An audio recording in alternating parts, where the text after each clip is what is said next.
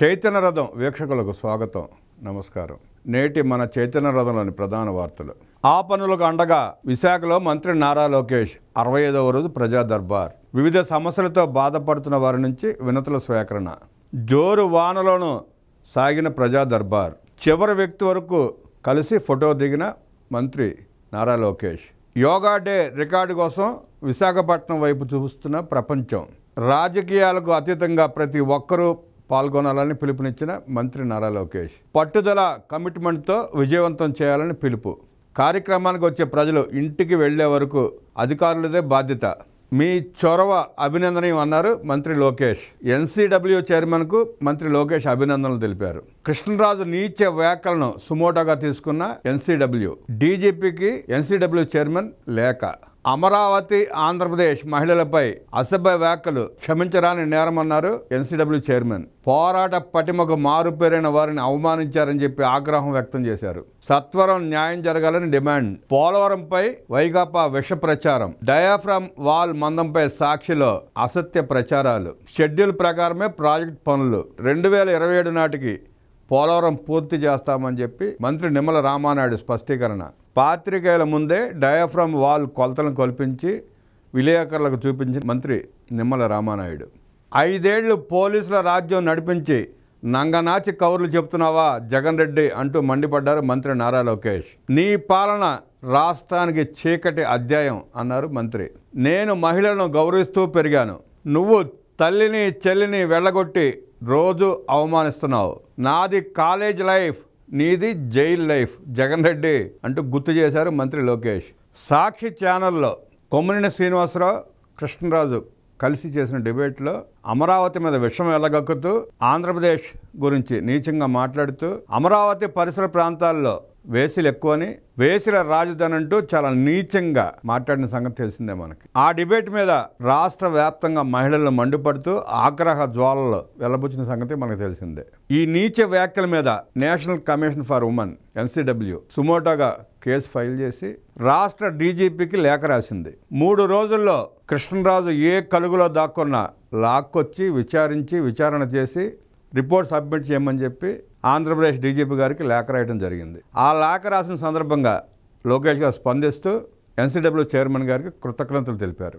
ధైర్యానికి, పోరాట పటిమకు మారుపేరైన అమరావతి మహిళా రైతులను వేసిలుగా అభివర్ణించడం సిగ్గుచేటని, క్షమించరాని నేరం అంటూ ఆగ్రహం వెల్లబుచ్చింది ఎన్సీడబ్ల్యూ. కొమ్మినేని శ్రీనివాస్, కృష్ణరాజు వ్యాఖ్యలను సుమోటోగా తీసుకుని పత్రికలలో, మీడియాలో వచ్చిన వార్తలను సుమోటోగా తీసుకుని కేసు నమోదు చేసింది ఎన్సీడబ్ల్యూ.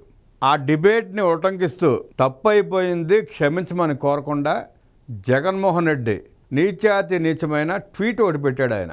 ఆ ట్వీట్ చూసిన తర్వాత ముఖ్యమంత్రిగానే పనికిరావు అని దింపేసిన ప్రజలు నువ్వు ఎమ్మెల్యేగా కూడా అనర్హుడు జగన్ రెడ్డి అంటూ నిన్న దుమ్మెత్తిపోశారు రాష్ట్రం అంతా. వాళ్ళు చేసింది తప్పు, వాళ్ళ తరపు నేను క్షమాపణలు కోరుతానంటే హుందాగా, గౌరవంగా ఉండేది ఒక రాజకీయ నాయకుడిగా. అది చేయకపోగా కారు కూతల, పిచ్చి కూతల కూస్తూ ఏదేదో మాట్లాడుతూ ట్వీట్ చేశాడు. లోకేష్ గారు అప్పుడు అట్లా ఇప్పుడు ఇట్లా అంట. దానికి లోకేష్ గారు స్పందిస్తూ నీ స్థాయిని ఏ స్థాయికి దిగజార్చాడో చూసాం. లోకేష్ గారు ఏమన్నాడు, జగన్ రెడ్డిని ఎలా ఎండగట్టాడు, ఎలా బండకేసి బాదాడో ఒకసారి చూద్దాం. వైసీపీ కరపత్రిక సాక్షిలో వస్తున్న అభూత కల్పనలు, అసత్య కథనాలపై లోకేష్ మండిపడ్డారు. 5 ఏళ్ల పాలనలో రాష్ట్రాన్ని రావణకాష్టంలా మార్చిన జగన్మోహన్ రెడ్డి ఇప్పుడు తమపై బురదలేందుకు ప్రయత్నిస్తాడని చెప్పి తీవ్ర వ్యాఖ్యలు చేశారు లోకేష్. జగన్ రెడ్డి కపటత్వాన్ని చూసి నవ్వుకోవడం తప్ప చేసేది ఏమీ లేదంటూ చురకలండించారు లోకేష్. ఈ సందర్భంగా లోకేష్ గారు మాట్లాడుతూ నాకు కాలేజ్ లైఫ్ ఉంది, నీకు జైల్ లైఫ్ ఉంది జగన్ రెడ్డి అంటూ ఆయన మాట్లాడిన మాటలకి జగన్ రెడ్డి ఏం సమాధానం చెప్తాడో చూడాలి. నాకు క్లాస్మేట్స్ ఉండేవాళ్ళు, నీకు జైల్ మేట్స్ ఉన్నారు జగన్ రెడ్డి అంటూ ఎద్దేవా చేశారు. నేను మహిళలను గౌరవిస్తూ పెరిగాను, స్త్రీలను గౌరవించేలా నన్ను పెంచారు.